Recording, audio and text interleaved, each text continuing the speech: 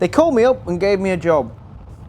We had to feed 80 people, with a lunch to celebrate the food we grow and the wine we make here in Victoria. So this required some help from some mates and a little Victorian road trip, so we could put Victoria on your table.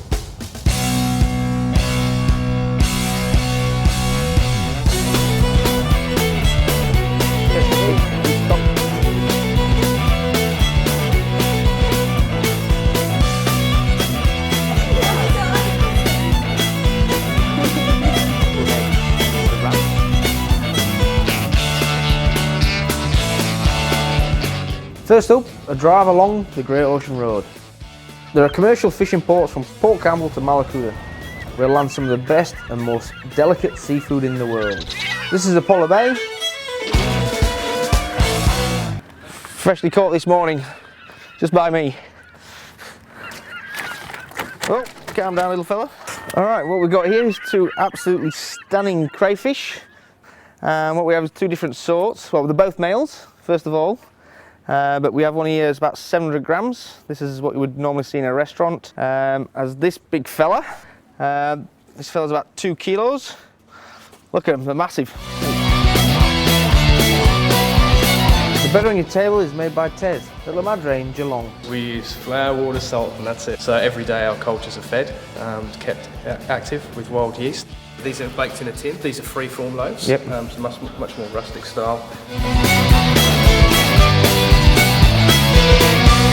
And the goat curd comes from Holy Goat in central Victoria. Come on.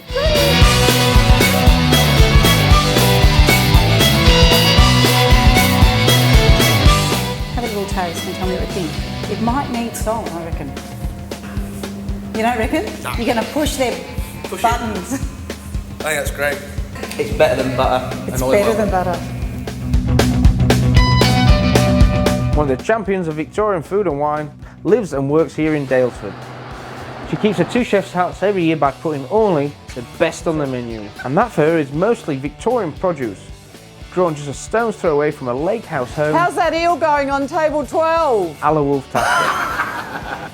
Okay, so Matt, the dish is all about eels. Take the skin off, bone that out. Fill the two fillets with some soft cooked shallots and then rolled in a little bit of Istra bacon. The roll is then seared and then we cut it into medallions, which we then heat up.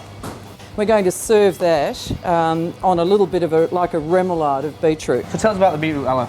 Well, it's amazing. We grow a lot of beetroot around this area and it's exceptional, fabulous earthy flavour, and when you roast it, you take it out of the oven and the scent is just amazing, really full flavoured vegetable. And I guess it's the mineral-rich volcanic soils that we've got in the area, and of course they're organically grown as well. These come from Brendan Eisner at Daylesford Organics. Fabulous produce, go and visit him. Brendan grows his veg in some of the richest soil on earth. By buying from him, we're supporting him, his family and everyone he works with, and the regional towns where they spend their money. Good. How's things? Yeah, really good. In cooking they actually do keep the circles. Yep. And absolutely amazing colours. And they're what you're just about to eat. Tuck into those. On me.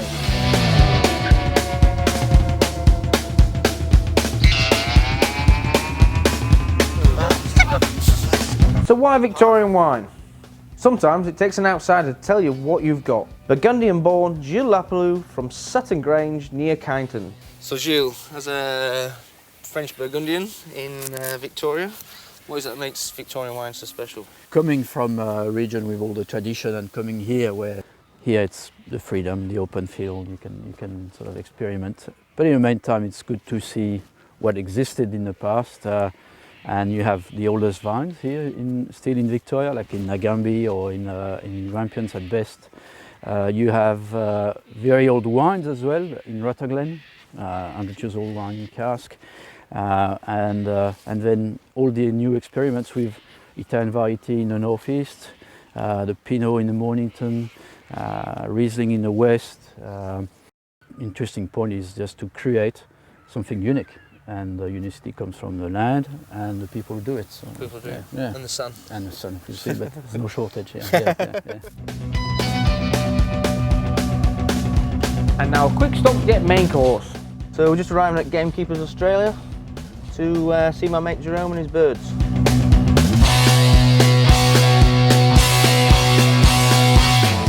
This is what we call a flight pen, free range. We have lots of greenery for the birds. It's an important part of their diet is a little bit of greenery. And that's one of the great things about the flavour of your birds.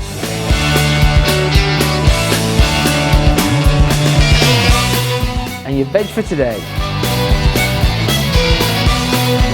They take a minute to cook and they're fantastic because they've got to be a little bit crunchy. These beautiful turnips are going with your partridge for your main course. As the fog set in, it was time to see the Grand Master of local and seasonal produce to find out why it makes culinary sense to eat Victorian. Sunny Braes, George Baron. Tell me why Victoria? Why Victorian produce? I think we both know, but why? What is it in the heart? Well, essentially, it's got 4 seasons. You can have 4 distinct, ever-changing seasonal ingredients. The change is what a cook has to have.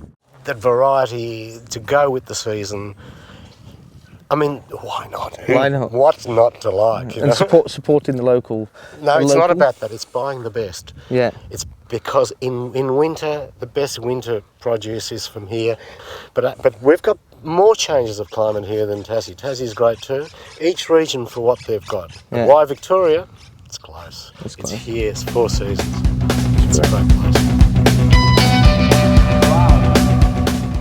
To me, it makes perfect sense.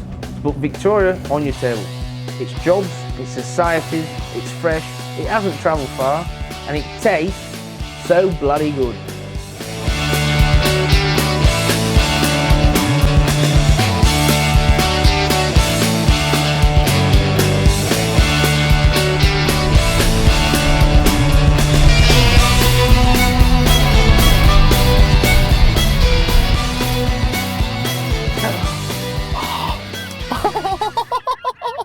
You've got to, there's no, that's definitely edited.